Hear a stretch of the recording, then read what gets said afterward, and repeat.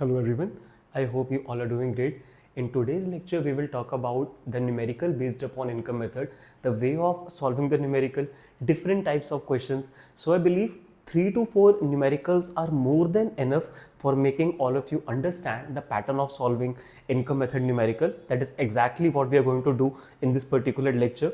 This is not going to be a very long video because it's very simple to solve income method numerical if you have watched my previous 3 lectures based upon the conversion technique in national income numerical.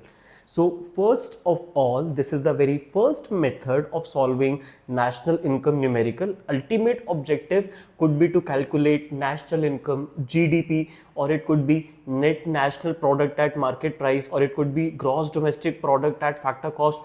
जो भी question में आपको निकालने के लिए पूछा गया है, सब कुछ सेकेंडरी है, सब कुछ secondary. I am repeating what I just said. Like in this question, it is saying calculate national income, secondary. Why I'm calling it secondary is because income method से सबसे पहले आपको कैलकुलेट करनी होती है डोमेस्टिक इनकम. अब जो domestic income लोग कंट्री में अर्न करते हैं, उसमें कुछ इनकम लोग कंपनसेशन के थ्रू अर्न करते हैं, जो लोग वेजेस और सैलरीज पे काम करते हैं. तो ये पहला सोर्स होता है उन लोगों के इनकम का. दूसरा सोर्स होता है इनकम को अर्न करने का जिन लोगों के अपने बिजनेसेस होते हैं, प्रॉपर्टीज होती हैं, तो प्रॉपर्टी से रेंट आता है, बिजनेस से प्रॉफिट आता है. सो this is the second source of income in this income method. And the very third source includes income of those people who are self-employed in the economy. Like farmers are self-employed, and there are some doctors who have their own clinics, there are some teachers who have their own coaching centers. So in this sense, these all different types of incomes are added up together to arrive at domestic income within the economy. Now, if any income has been collected from abroad by our residents, it will not be a part of this particular method, because this method is only interested in calculating the income which has been generated within the domestic territory of the nation. So let's understand the concept of the method first of all. So the method will enable you to estimate NDP at factor cost, that is net domestic product at factor cost. That is the objective of income method. So let me write down income method over here. So this is just an introduction part. So income method will enable you to calculate net domestic product at factor cost. So ये निकल कर आता है NDPFC. अब NDPFC को हमें कैसे calculate करना है? 3 चीजों की हमें रिक्वायरमेंट होती है net domestic product at factor cost को कैलकुलेट करने के लिए. सबसे पहला कंपोनेंट होता है कॉम्पनसेशन ऑफ एम्प्लॉइज, COE भी इसको हम कभी कभी शॉर्ट में बोल देते हैं, कॉम्पनसेशन ऑफ एम्प्लॉइज. जो एम्प्लॉइज कंपनीज में जॉब कर रहे होते हैं, चाहे प्राइवेट कंपनी है या पब्लिक कंपनी है या कोई MNC है, उन लोगों को सैलरीज या वेजेस में पेमेंट रिसीव होती है उनके सर्विस के एक्सचेंज में. So in that sense it will be the very first component of net domestic product at factor cost, that is COE. इसमें क्या क्या इंक्लूड होता है बात करेंगे उस बारे में भी. Then we have to add operating surplus to COE. Operating surplus is basically the income from property and entrepreneurship, like rent and profit we talked about. तो जिन लोगों का अपना काम चल रहा है, operations चल रहे हैं, लैंडलॉर्ड का काम कर रहे हैं, प्रॉपर्टी रेंट वगैरह पे दे रखी है, इनकम आ रही है, so it will be part of operating surplus. And the very third one is mixed income of those people who are self-employed, like doctors treating patients at their own clinics. कभी कभी घर के ground floor पे वो अपना clinic open कर लेते हैं. So these things are part of mixed income. तो जो भी money in the form of fees collect होता है, it is example of mixed income of self employed factors, because a doctor is a self employed person in this particular case. But अगर वो same doctor किसी hospital में जाता है, salary पे job करते हैं, in that case there salary will be a part of COE. So at the same time, a person might fall into the category of COE, and the same person might fall into the category of mixed income as well. So it's not necessary कि income का एक ही source हो सकता है doctor landlord भी है तो operating surplus में उनका रेंट भी कंसीडर होगा. So a same person can be earning in multiple sources, but every person who has been earning income throughout the year, तो उनकी इनकम आपको इस ईयर की इनकम को कैलकुलेट करने के लिए कंसीडर करनी पड़ेगी जो कि इस टेरिटरी में उन्होंने अर्न करी है. अब कोई प्रॉपर्टी अगर आपकी अब्रॉड में, वहां से आपको रेंट यहां पर रिसीव हो रहा है, it will not be included in this domestic income, because यहां पे डोमेस्टिक इनकम लिखा है. तो जो भी इनकम हमारी टेरिटरी में लोग अर्न करेंगे, it will become a part of NDPFC. इन तीनों को प्लस कर दिया जाता है, सीओई, ऑपरेटिंग सरप्लस और मिक्स्ड इनकम को, and we arrive at net domestic product at factor cost. अब इन तीनों में कौन कौन से कंपोनेंट्स हमें डिस्कस करने हैं? सबसे पहले कॉम्पनसेशन ऑफ एम्प्लॉयज में 3 टाइप्स की इनकम्स आती हैं। Number 1 wages and salaries in cash. तो बेटा जिन लोगों की जॉब होती है उनको वेजेस एंड सैलरीज मिलती है कैश में, या फिर उनको सैलरी अकाउंट में क्रेडिट कर दी जाती है उनके सर्विस के एक्सचेंज में, तो it will be a part of wages and salaries in cash. तो look for this component if you want to make up COE. Next is wages and salaries in kind. अब कुछ लोग जो अच्छी designation पर job कर रहे होते हैं किसी कंपनी में, तो उनके घर का रेंट कंपनी पे कर देती है, उनके चिल्ड्रन की एजुकेशन का जो एक्सपेंस होता है कंपनी उसका अलाउंस प्रोवाइड कर देती है एम्प्लॉय को। तो ऐसे एडिशनल बेनिफिट्स, ऐसे एडिशनल पर्क्स जो एम्प्लॉयज को कैश में नहीं, काइंड ऑफ सैलरी या वेजेस के फॉर्म में प्रोवाइड करे जाते हैं, it will be a part of second component under COE. Third component and the last one is social security contribution schemes by the employer। तो कुछ ऐसी स्कीम्स होती हैं लाइक एम्प्लॉय प्रोविडेंट फंड करके, ऐसी स्कीम्स में कंपनीज अपने employees का सैलरी के अबव कुछ एक्स्ट्रा पैसे डिपॉजिट करवाते रहते हैं, so that when the employ retires he could be given some amount as a security.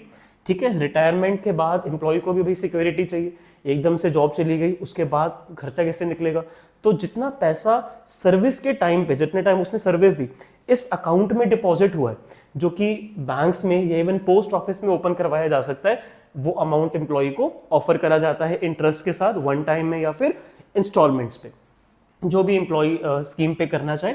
So social security scheme, but the condition is कि ये एम्प्लॉयर के थ्रू होना चाहिए, नॉट बाय द एम्प्लॉय। मैंने अंडरलाइन भी कर दिया है वर्ड एम्प्लॉयर।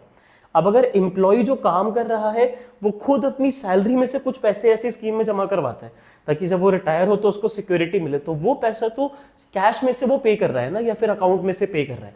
यहाँ पर एम्प्लॉयर जो कंपनी उसके कुछ पैसे अलग से ओवर एंड अबव दिस, ठीक है, मान लो सैलरी 30,000, 20,000 का रेंट मिल गया तो 50,000 का उसको कंपनसेशन मिला, और 10,000 रुपए कंपनी उसके प्रोविडेंट फंड में डिपॉजिट करवा रही है, तो उसका जो ओवरऑल कंपनसेशन होगा वो 60,000 हो गया।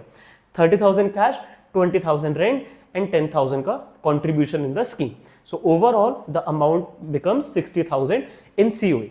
Now if in a numerical, जैसे कि आपको यहां पर दिख रहा है कंपनसेशन गिवन है, so you should not look for these 3 components. Obviously जब आपको सीओई दे दिया न्यूमेरिकल में, तो आपको फिर इन तीनों कंपोनेंट्स को अलग से लुक आफ्टर करने की कोई भी रिक्वायरमेंट नहीं है।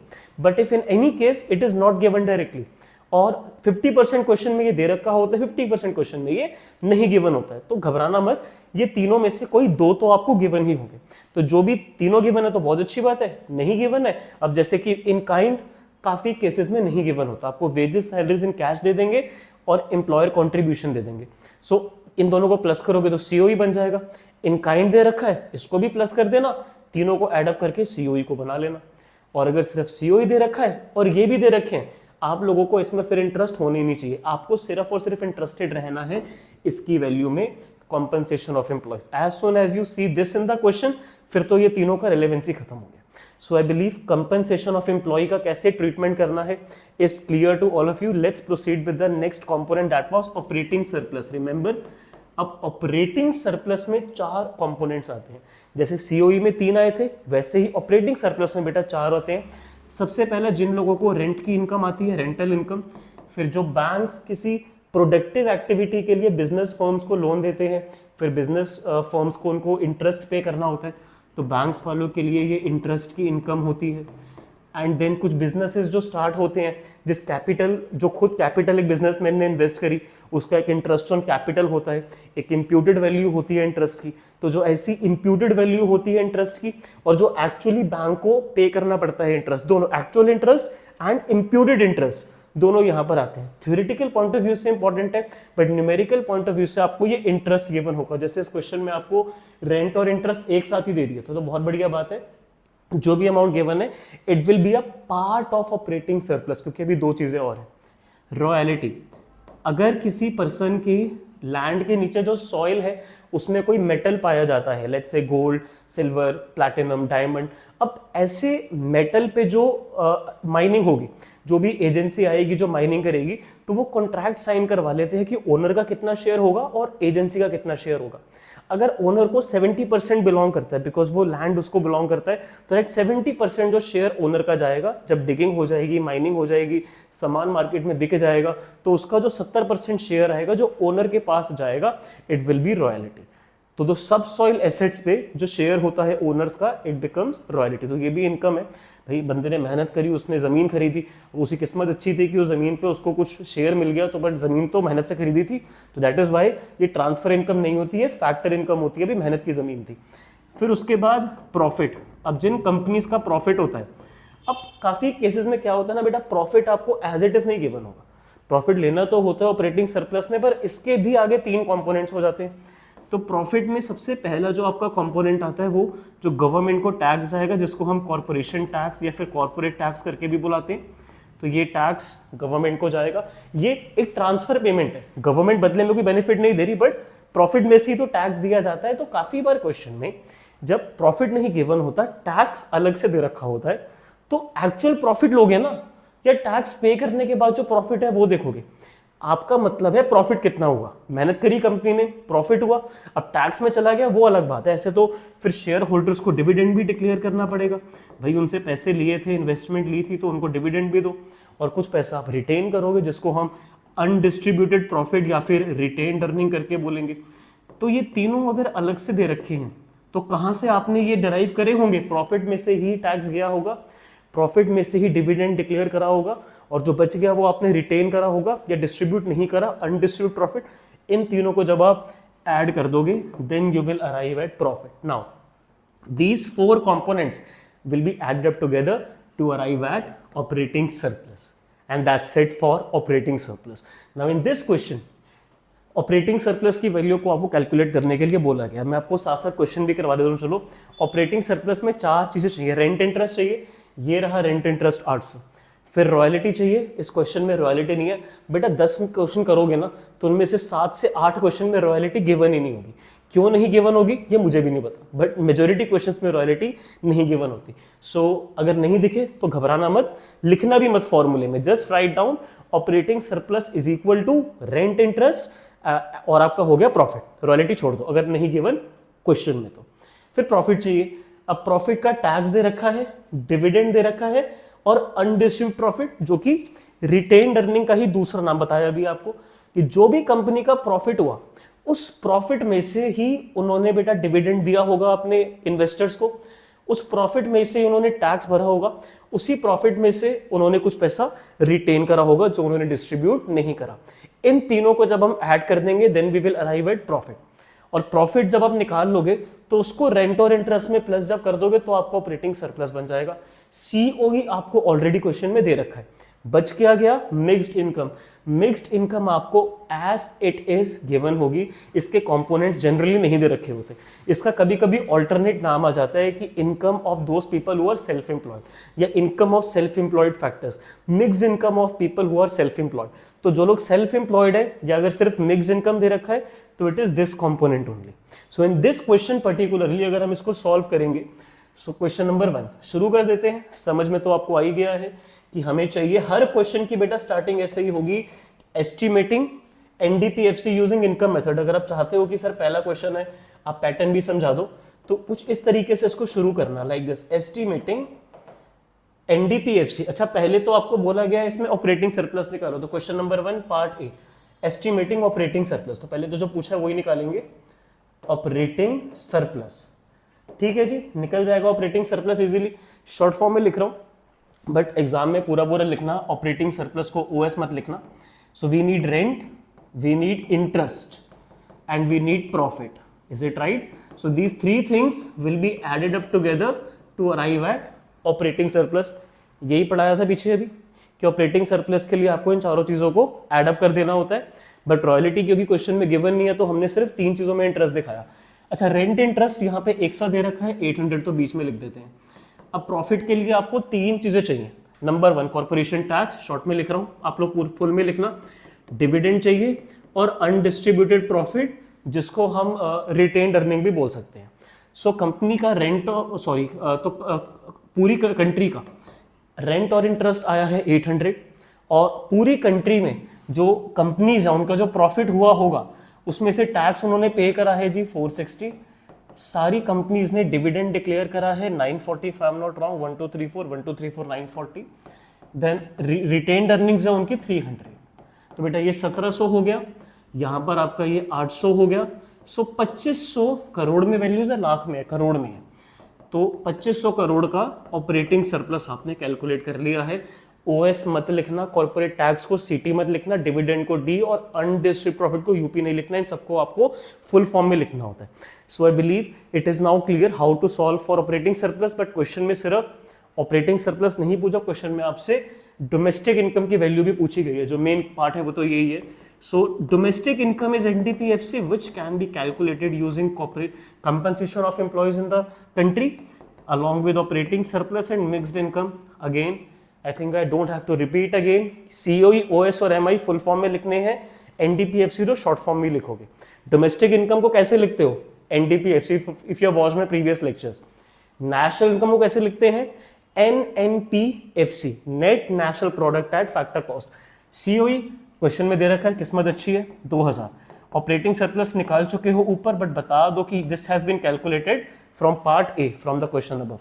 Mixed income has been given to you in the question as 200. So NDPFC has been calculated to be rupees 4700 CR over here. If you want to rectangle it like it, you can. If you want to leave it in raw format, you can. But this is the way of solving a numerical based upon income method. So यहाँ पर तो आपसे operating surplus उन्होंने पूछा था, that is why हमने बेटा उसको प्रॉपरली पहले सॉल्व करा and then हमने NDPFC वैल्यू को कैलकुलेट करा। बट जनरली क्वेश्चंस में सीधा जो पूछना होता है वो वही पूछ लेते हैं। अगर आप लोग चाहते हो इसका स्क्रीनशॉट लेना, मैं थोड़ा सा साइड हो जाता हूँ, आप लोग इसका स्क्रीनशॉट ले सकते हो। And once you are done with the screenshot we can start with question number 2। Let's start. So pattern को क्लियर रखना कि फुल फॉर्म आप लोगों को यूज करनी है, शॉर्ट फॉर्म नहीं। नाउ क्वेश्चन नंबर 2 में आप लोगों को बोला गया है कैलकुलेट करो नेशनल इनकम, बट सर आपने तो हमें एनडीपीएफसी निकालना सिखाया है, तो हम पहले एनडीपीएफसी निकाल लेंगे, क्या दिक्कत है? तो write down estimating NDP at factor cost, it is the domestic income using which method? Using income method. So हमें तो अभी इनकम मेथड ही आता है, so we will be taking assistance of income method only. So ऐसे आप लोग following डाल दो। So formula for net domestic product at factor cost is compensation of employees, operating surplus and mixed income. COE question में दे रखा है या parts दे रखे हैं? एज इट इज दे रखा है। चलो दोबारा से, हमारा लक अच्छा था। That COE is given 2000 as it is. Operating surplus के कंपोनेंट्स दे रखे हैं, प्लस करने पड़ेंगे। सो चाहो तो यहाँ ब्रैकेट में लिख दो प्रॉफिट, पूरा प्रॉफिट लिखना, शॉर्ट में लिखा है P for profit, R for rent, I for interest. ठीक है, profit, rent, interest full form में लिखना है। यहाँ पर आपको रॉयल्टी गिवन नहीं है, छोड़ दो। मिक्स्ड इनकम क्वेश्चन में दे रखी है, तो लिख दो जी 7000 है, कितनी 250 है, 5 1 2 3 4 5 7000 है, तो ये दोनों तो 9000 हो गए। अब प्रॉफिट, रेंट और इंटरेस्ट कितने कितने हैं? 800 300 250, सीक्वेंस में ही है ना, 800 300 and 250 are the values for your operating surplus. कितना 1350 ये बनता है। 9000 आपका सीओई और एमआई को ऐड करके फिगर आया था। 10,350 का यहाँ पर बेटा क्या निकल कर आया है? NDPFC, that is the domestic income. ये आपका फाइनल आंसर नहीं है, क्योंकि यहाँ पर अभी आपने नेशनल इनकम की वैल्यू को कैलकुलेट करना है। This was domestic income. तो थोड़ा सा हम इसको शॉर्ट कर देते हैं, because we need to calculate national income as well. Now for national income, if you have not watched my previous lecture, तो this is gonna be tough for you, because जो हमें कैलकुलेट करना होता है वो लेफ्ट साइड पर आता है। This is something that we discussed in the previous lectures. So national income is written as net national product at factor cost, and the thing which is given to you in the question itself. But यहाँ पर question में कुछ भी given नहीं था। We calculated domestic income by ourselves, because this is the lecture for income method. So we have to see how to calculate domestic income only. That is we have calculated now NDPFC, that is 10,350। Net investment और net investment both sides equal, no adjustment required. Domestic income में आपने ये निकाली है figure, but चाहिए किस में है? नेशनल में। तो डोमेस्टिक में आपको क्या ऐड करना पड़ेगा? NFI. So net factor income जो अब्रॉड से हमारे रेजिडेंट्स रिसीव करके लाए हैं तो प्लस करो, और अगर बाहर के रेजिडेंट्स यहां से ज्यादा पैसे लेकर गए हैं तो उसको सब्ट्रैक्ट करो. So the question number 2, it says net factor income to abroad. तो इनकम अब्रॉड में गई है 60. सो 10,350 में से 60 तो अब्रॉड में गई है एक्स्ट्रा. जितने हमारी कंट्री के रेजिडेंट्स बाहर से इनकम रिसीव करके लाए, उससे ज्यादा इनकम बाहर के रेजिडेंट्स इंडिया में जब उन्होंने सर्विस दी तो वो इंडिया से लेकर गए. तो जो उसका डिफरेंस निकल कर आ रहा है वो -60 आ रहा है. तो 10,350 में से 60 को एडजस्ट कर दो एंड 10,290 करोड़ में आप लोगों का ये फिगर होगा, I am sure. So this is your national income which was asked in the question. So again if you want to take screenshot of this question as well, please go ahead. And now this was second question related to income method. So you see they are very simple questions, not difficult at all. If you are clear with these three concepts then you can just add them up, calculate domestic income, फिर question में जो भी पूछा उसमें convert कर लेना. 2 question और करवा दो ताकि कॉन्फिडेंस आ जाए. Third one, let's start with the third one. In this question what do we need to calculate? NNP MP. पीछे वाले क्वेश्चन में नेशनल इनकम निकालनी थी NNPFC, इस वाले क्वेश्चन में NNP एट मार्केट प्राइस निकालना है. सो अगेन वैसे ही स्टार्ट करना, estimating NDPFC using income method. इस लाइन को लिखने के बाद NDPFC is equal to COE, OS और MI होता है ना जी. तो COE हर बार बेटा वो डायरेक्टली नहीं देंगे, है ना, पीछे 2 क्वेश्चन में डायरेक्टली था, अब नहीं देंगे. सो वेजेस सैलरीज दे रखी हैं, शॉर्ट में लिख दे wages salaries. Social security contribution दे रखा है बाय एम्प्लॉयर, परफेक्ट. एम्प्लॉय लिखा होता इग्नोर करते, एम्प्लॉयर ने कंट्रीब्यूट करा है तो लेंगे social security contributions. Operating surplus दे रखा है, प्लस करना पड़ेगा. रेंट दे रखा है, इंटरेस्ट दे रखा है, ध्यान से देखना. कॉर्पोरेशन टैक्स भी दे रखा है और अनडिस्ट्रीब्यूटेड प्रॉफिट भी. पर क्वेश्चन में देखो डिविडेंड नहीं दे रखा. जब प्रॉफिट ऑलरेडी दे रखा है तो we should ignore corporate tax as well as undistributed profit, because जब प्रॉफिट ही दे दिया तो उसमें जो टैक्स पे करा होगा इसमें से दिया होगा, और जो आपने पैसा सेव करा होगा जो अभी आपने डिस्ट्रीब्यूट नहीं करा वो भी आपने इसी में से करा होगा. एक सेकंड बेटा, थोड़ा सा मेरा हाथ लग गया था, वो भी आपने इसी में से करा होगा. So profit is coming out to be 500. तो आपको उन दोनों को अलग से प्लस करने की जरूरत नहीं है.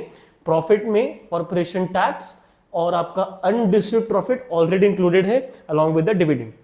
So for operating surplus profit चाहिए, रेंट भी दे रखा होना चाहिए क्वेश्चन में, रेंट भी है, इंटरेस्ट भी है. चेक करते हैं रॉयल्टी है या नहीं. रॉयल्टी हमें यहाँ पर नहीं नजर आ रही है, छोड़ देंगे. मिक्स्ड इनकम दे रखी है क्या? मिक्स्ड इनकम भी नहीं दिख रही है इस क्वेश्चन में. तो जब नहीं दे रखी तो मत लिखो, जब नहीं दे रखी तो 0 लिखने से ना इंप्रेशन जनरली अच्छा नहीं रहता. इतना लिख दो कि इस क्वेश्चन में NDPFC निकालने के लिए COE और OS से काम हो जाएगा. COE के लिए आपको वेजेस सैलरी चाहिए है 1200, आपको सोशल सिक्योरिटी कंट्रीब्यूशन चाहिए, क्वेश्चन में दे रखा है 250, आपको इसमें प्रॉफिट दे रखा है as it is comes out to be 500, आपको इसमें बेटा रेंट दे रखा है comes out to be 300, and then आपको इसमें इंटरेस्ट दे रखा है कम्स आउट टू बी 400. 1 2 3 4 5 1 2 3 4 5 400. ठीक है जी.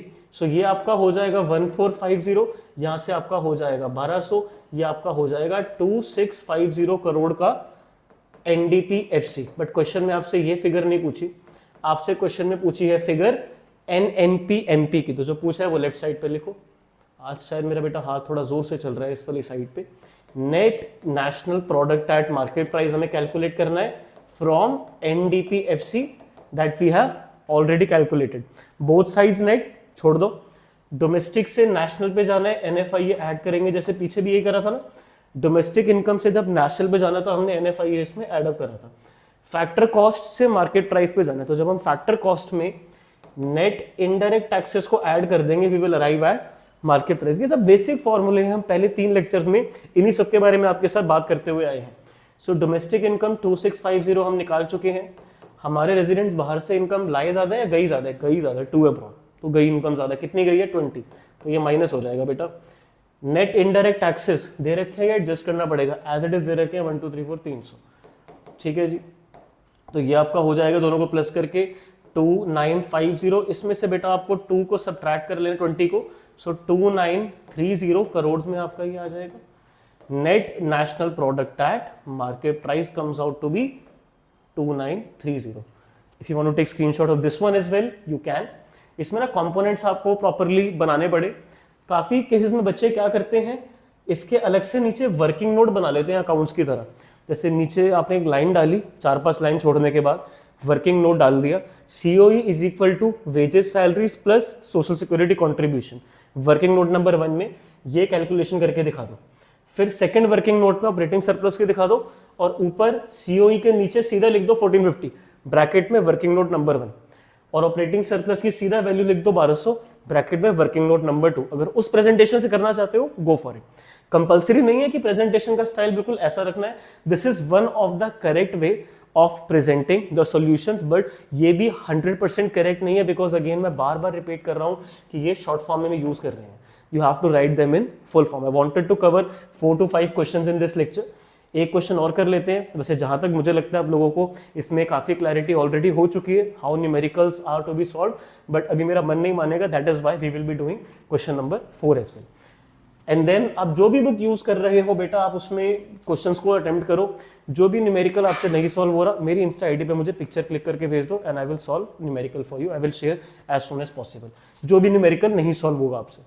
सो you have to calculate the value for national income in this question, but national income directly नहीं आती। पहले कौन सी इनकम आती है? Domestic income. तो पहले वही line, estimating domestic income using income method. So let's calculate domestic income using COE, operating surplus and mixed income. So for COE we are given wages, salaries, we are given social security contribution by employer, same question जैसे पीछे करा था। तो COE के लिए wages, salaries भी आ गई, social security contribution by employers भी आ गया, और आपको इसमें इस तरह wages, salaries given था, तो ये कैश वाली और काइंड वाली आपको कंबाइन करके दे रखी है। फाइन।